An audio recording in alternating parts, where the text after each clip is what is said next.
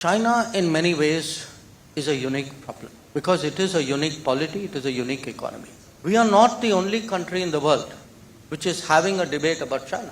Let's not make out as though it's only India which has a China problem. India has a China problem, a special China problem. China, in many ways, is a unique problem because it is a unique polity, it is a unique economy.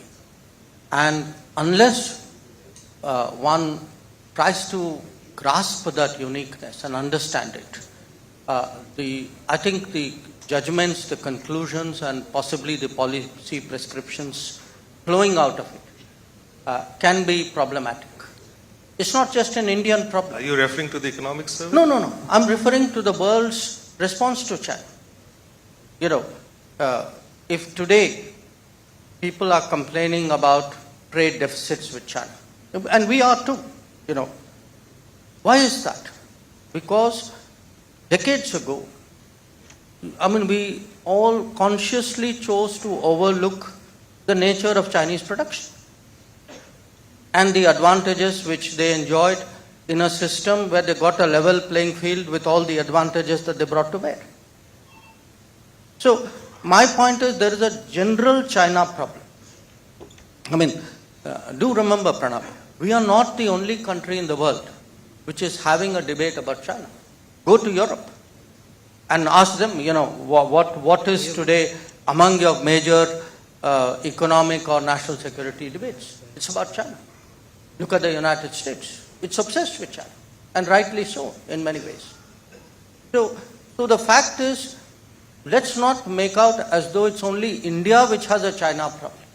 India has a China problem, a special China problem. That's over and above the world's general China problem. So my point is, when you look at this,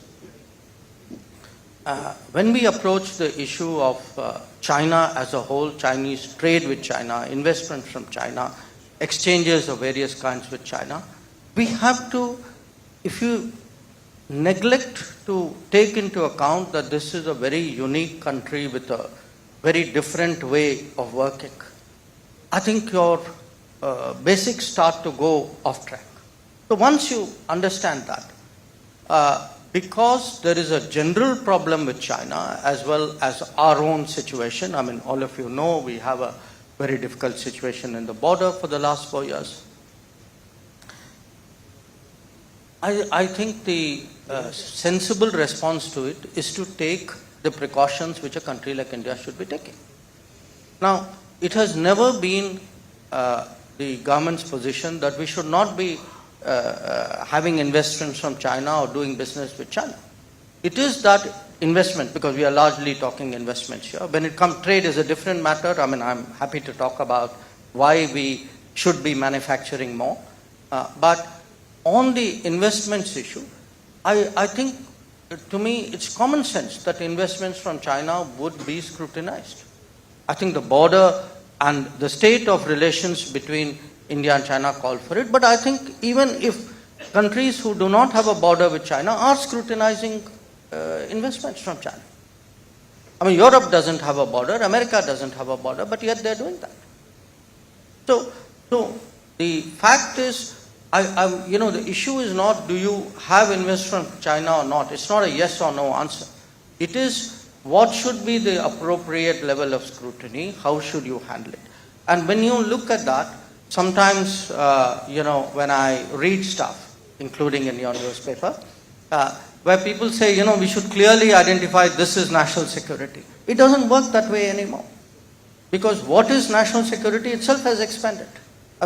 Tell me, if we were completely reliant, let us say, on pharmaceuticals from China, does it not have national security implications?